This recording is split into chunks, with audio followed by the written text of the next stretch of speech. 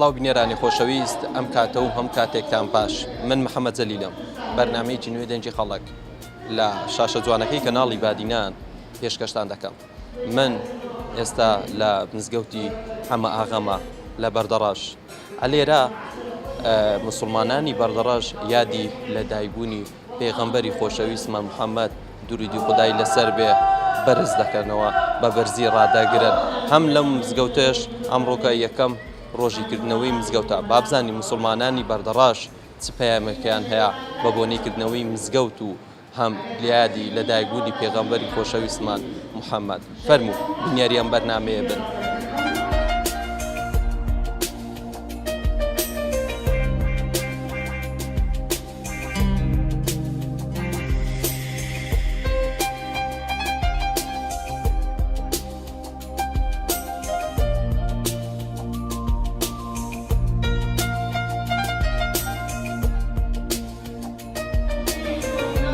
السلام عليكم. عليك السلام سلامات وسلام خير بن.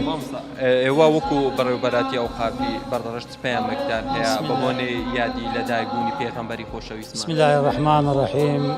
وما أرسلناك إلا رحمة للعالمين.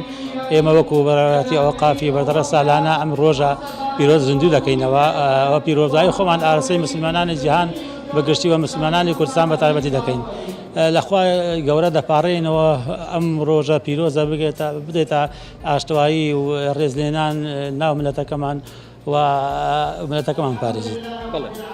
مامۆستا لەبارەیکردنەوە ئەم مزگەوتە ئێوە چۆن بڕیاتان مزگەوتێکی وانە؟ ئێمە وەکو بەڕێوەبەراتی ئەوقاف بەردەڕەش ساڵان یعنی زۆر لە سەربەڕێوەتەکەمان ئێمە مزگەوتمان زۆر مزگەوت دروست دەکرێت لەسەر ئەرچی خۆرخوازان و ئێمە وەکو بەڕێوەبەراتی ئەوقاف بەردەڕەش ئیجازە و کەهرەبا و یعنی دامەشی باشی دەکەین یارمەتی خێزان زۆر دەکەین زۆر تەساهولاتیان زۆر دەکەین بەش بێن مزگەوت بکەن لە مەنتەقەی ئێمە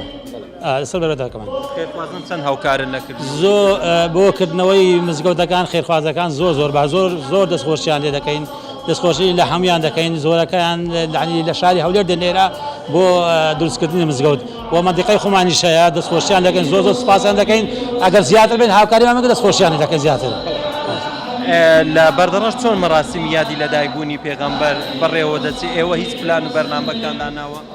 ئێمە وەکو بەڕێوەبەراتی ئەو ساڵانە ئێمە لە تقریبا زۆربەی مزگەوتەکانی سەر بەڕێوەبەراتی ئەوقافی بەردەڕەش ئێمە مەولود دەکەین یعنی دوونێ پێش لە جومعەوە دەستمان پێ کردووە ڕۆژی جومعە لە کەلک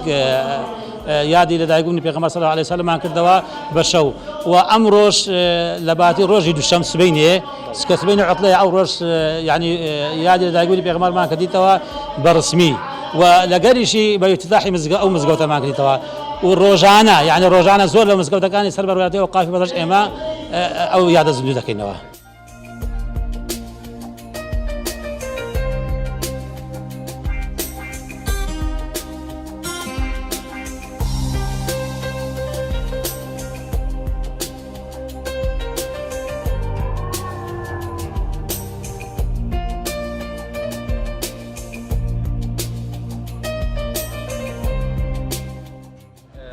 سلام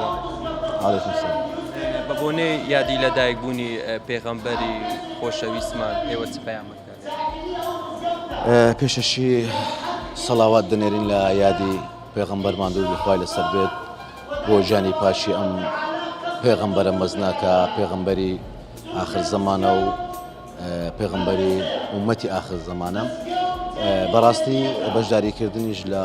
ڕۆژێکی وەکو ئەمڕۆکە مەولودی پێغەمبەرە یادی لە دایکبوونیەتی کارێکی باشە و خێرێکی مەزنا هەروەها دابشکردنی شیرینی یاخود هەر خێرکردنێک لەم ڕۆژە کارێکی گەورە و مەزنا لای مسلمانان و دەبێت مسلمانان ئەم کارە بکەن کە ڕۆژێکی زۆر مەزنا ئەم ڕۆژە ڕۆژ لە دایکبوونی پێغەمبەر. خەڵکی بەردەڕەش چۆن پێشوازی دەکەن لە یادی لە دایکبوونی؟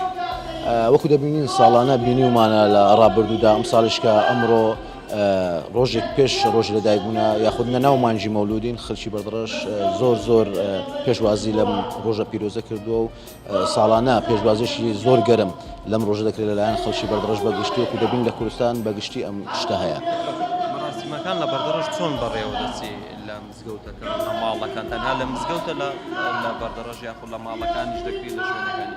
بەڵام من وەکو فەرمانبەری ڕاگەیاندنی ئەوقافی بەردەڕەش ئەگە باز لە مزگەوتەکان بکەین ئێمە وەکو ئەوقافی بەردەڕەش ساڵانە لە زۆرێک لە مزگەوتەکان ئاهەنگی مەولود ئەنجام دەدەین ئەمڕۆکە لە سەتەری قەزا ئەنجامماندا لە ڕۆژانی داهاتوو لە گوندەکان یاخود لە ناحیەکان مەولود ئەنجام دەدەین ئاهەنگ دەژێڕین هەروها خەڵکانێک لە ماڵەوە ئەنجامی دەدەن لە مزگەوت لەلایەن خەڵک دێتە ئەنجامدان جگە لە ئەوقاف ڕۆژانە یادی مەولودی پێغەمبەر لەم سونە دێتەکردنەوە لە زۆر شوێن.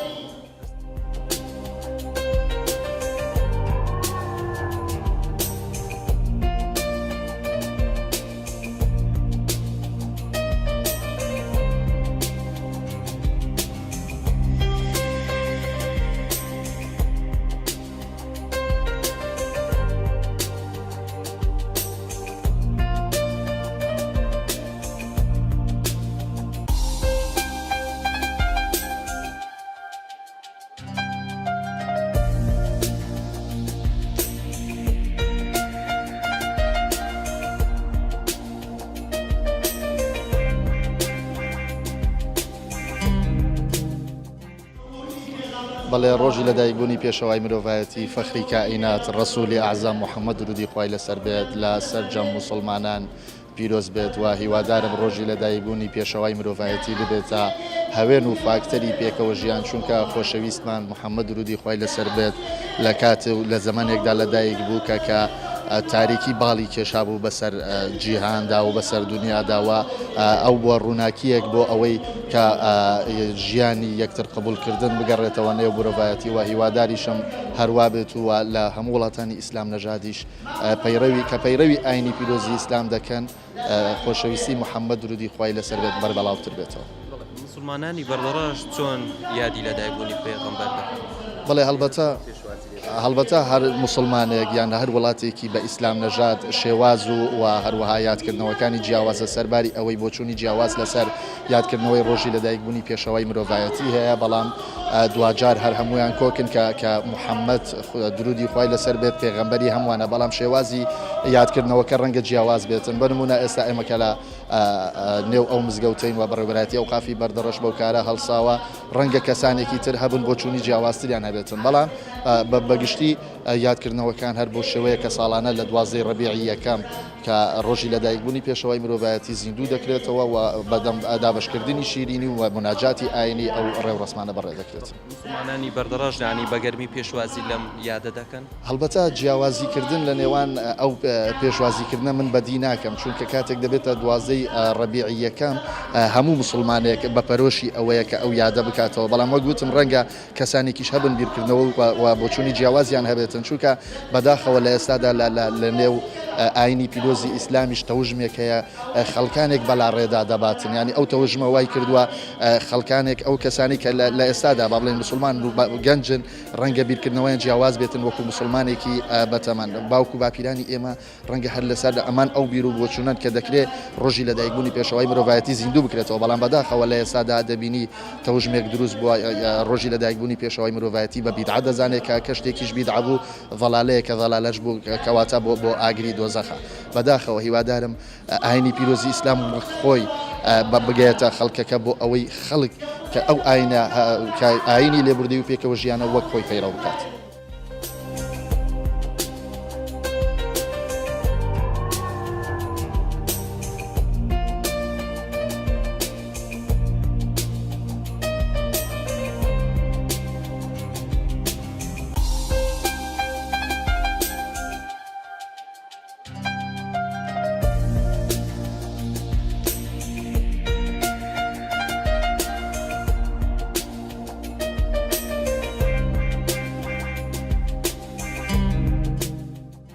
بەڵێ بەخێر بن سەرچاو بە ناوی خوای گەورە پێشەچی پیرۆزبایی ئەو یادا پیرۆز و مبارەکە لە سەرجەم مسلمانانی جیهان بەگشتی بە تایبەت لە هەرێمی کوردستانی خۆمان و هەروە لە خوای گەورە داواکارین ئەو یادە پیرۆز و مبارە ببتە هێوێنی تفاقی و تەبای هەموو لایەک و یادی لەدایکبوونی پێغەمبەری ئاخری زەمان شتێکی زۆر گەورە و گرینگە ئەگەر بینە وردەکاریەکان یەکەم کەس کە یادی پێغەمبەری کردبیتەوە خوای گەورە بووە احتیمالە ئەو قسەیە یەکەم زار بیتن و یەکەم زاریش بێتە بیستن بەڵام ئەوە حقیقەتەکە لە سوورەتی مریەم ئەگەر بێ و لێکۆڵینەوەی لەسەر بکەیت وا دیار دەکەوی لە بۆمان کە خوای گەورە پێشی هەموو کەسێک یادی ئەو زاتە پیرۆز مبارەک کردیتەوە و هەروە جارێکی دیش دووبارەی کردیتەوە لە سوورەتی ئیبراهیم خوای گەورە دەفەرمێتن وەذەکرهم بئەیام الله یعنی هەرچی ڕۆژە خۆشەکانتان دیتیە بەیادی خۆتان بیننەوە یعنی وەکو بڵێ احتیفالێکی بۆ بکەن گرنگی پێ بدەن بۆ ئەوەی ببیتە مای سەربەرزی و سەرفرازی هەموو لایەک و ئینشاءڵڵا ئەو یادەش دەبیتە مای سەربەرزی و سەرفرازی هەموو لایەکمان زۆر سوپاسیش دەبەوە و خوا خێری وەش بنووسیت.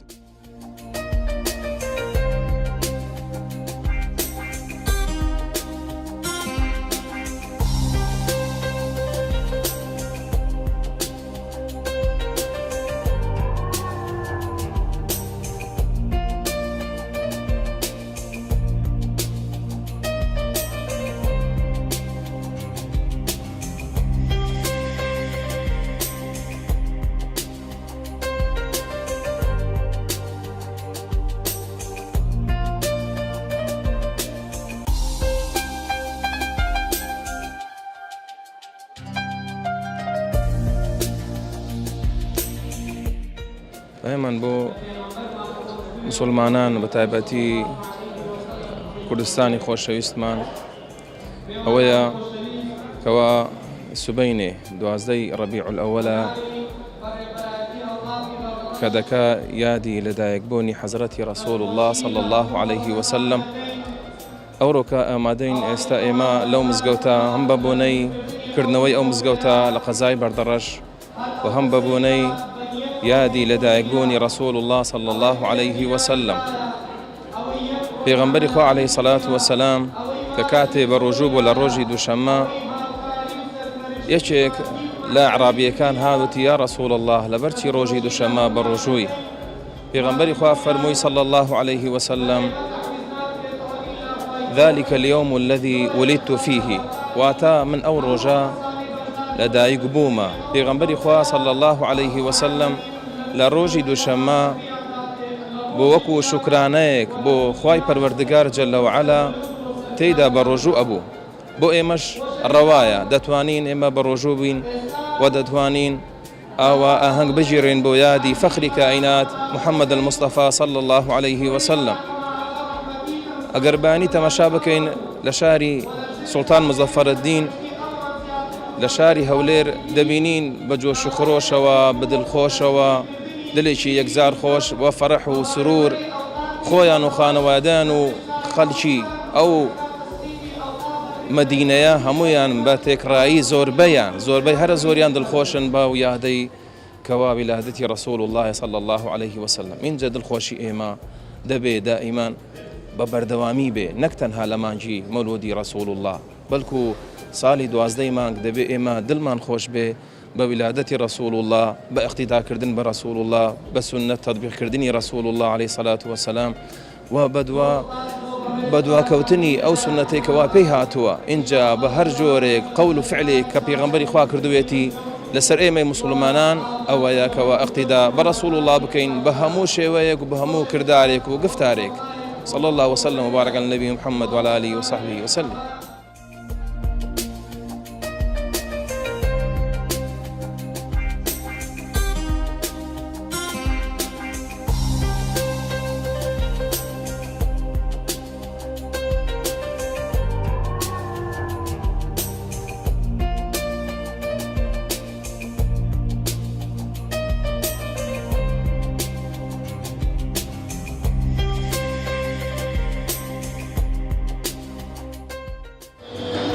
بسم الله الرحمن الرحيم وما أرسلناك إلا رحمة للعالمين صدق الله العظيم.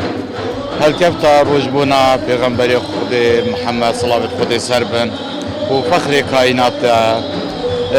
جان ترین و گرم ترین پیروزبایی الهمی مسلمان جانت تم تایبت مسلمانت قضا بردرش و هیویدارم اف روجا بتر روجا سرکفنه و آشتیه و بو همی مسلمانا و هر وصا بو همی جهانه بو همی کسات جهانی برکو اف ذات هنده مازن از بیجم اف بو کساتی کی بو همی زمانه و بو همی جهانه اجبر وی چند ئەم هیویدارن ڕۆژێکە وەسەر پیرۆز بتە ڕۆژە تفاقیان ملەتێ کورد بەڵکو ملەتێ کورد ملەتێکی ئاشتی خوازە و هەردەم ملەتێ کورد پێگیری ڕێنمایەن قورآنا پیرۆزکردینە و سەر ڕێبازە پێغەمبەرێ خودێ ڕێوە چووە پشت مەزنایە پشت بەسنا مەزنایە خودێ تەعالا پێغەمبەرێ بەژی سڵاوێت خودێ سەر بن هەند ڕێنما و هەند وەکوت بێژن ئەف ڕێنمانێ داینە بسڵمانە کو ئەم بچێن سەر بێ ڕێبازێ بێ ڕێنما کاری خۆ و ژیانە خۆ و هەمیە سەر بلندی بڕێوە بن ئەس بێژم ڕۆژێکە وەسا نایەتە وەسفکردن و نایەتە تەقیمکردن کەسانێکی وەکی من لێ ناوێ خۆ ناوێ کارتێریا قەزا بەردەڕەش ئەس پیرۆزباییە لە هەمی کەساتم تایبەت ئەم ڕۆژی ئەم وەکول مزگەوتێکی ئەف مزگەوتەژی شلای چەند خێرخوازا بە هاتە بەکردن بۆ شانازی بی ئەس پشکداریت وێژی دا بکەم ئەف مزگەوتە شلای بنە ماڵای حەماغای و هەروەسا هەندێک خێرخوازێ دیتر وەکو حەجی حازم حەجی عەبدوڵای سەرپرشتیا کاک ئومێد و ئەڤە هەمی ئەفکارە هاتە کردن ئەف عەفوەن ئەف مزگەوتە هاتە ئاواتر ئینشەڵڵا ئەوجی خودێ خێرا هەمیا بنویست ئەبەژی کەوتەت کاری بە ئینشەڵڵا بێتە جێ تعلیمات درست یا بسڵمانەتیە هەروەسا سوپاسیەکە تایبەت بۆ ڕێڤەبەریا و قەفا بەردەڕەش واوجی هەردەمت هاری کارن و بۆ جێبەجێکە نەباڕێ ڕسمە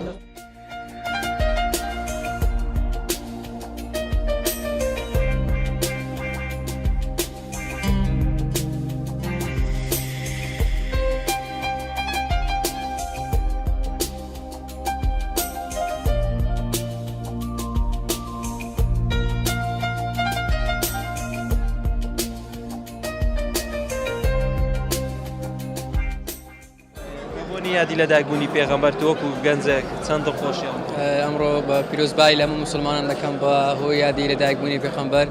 پیرۆزبای لە سەرجەم مسلمانەکان دەکەم بەوەی ئەوەی کە ئەم ڕۆژە پیرۆزە بەشداریمان کردووە و دەستخۆشی لە هەموو مسلمانان دەکەم کە بەشداریان کرد لە کردنەوەی ئەو مزگەوتەیە و ئەمە شتێکی زۆر پیرۆزە بۆ هەموو مسلمانەکان و داوا دەکەم زیاتر و زیاتر بەشداری بکەن لە کردنەوەی هەموو مزگەوتەکان و بۆنە ئاینەکان یادی لە داگبوونی پێغەمبەر لە بەردەڕەش چۆن دەبینی خەڵکی بەردەڕەش مسلمانانی بەردەڕەش چۆن پێشوازی لەم یادە دەکەن لە ڕۆژی مەولوددا میوان و بەڕێزەکان هەموو خەڵکی بەردەڕەشیش ڕاستی قسەیان نەکردێ لە بەشداریکردن و ئەو بۆنەیە و هەم کات سەربەرز بینە لەم بۆنەیەدا و دەستیان کردووە بە بەخشین و چاکەکانیان و هیوادارم ئەم خەڵکەی ئەم دەڤەرە لەم ڕۆژەدا وەکو هەموو ڕۆژەکانی تر بە دڵێکی پاکەوە لەگەڵ یەک ئاشتی و برایانە تەبایانە لەگەڵ یەک کارەکانیان بەڕێوە بکەن.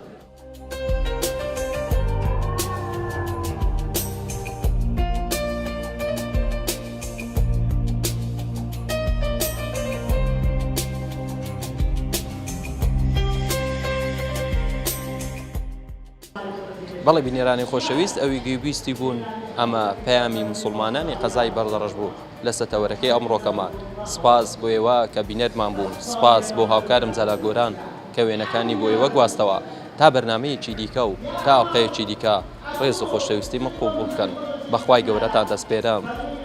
خواتان لەگەڵ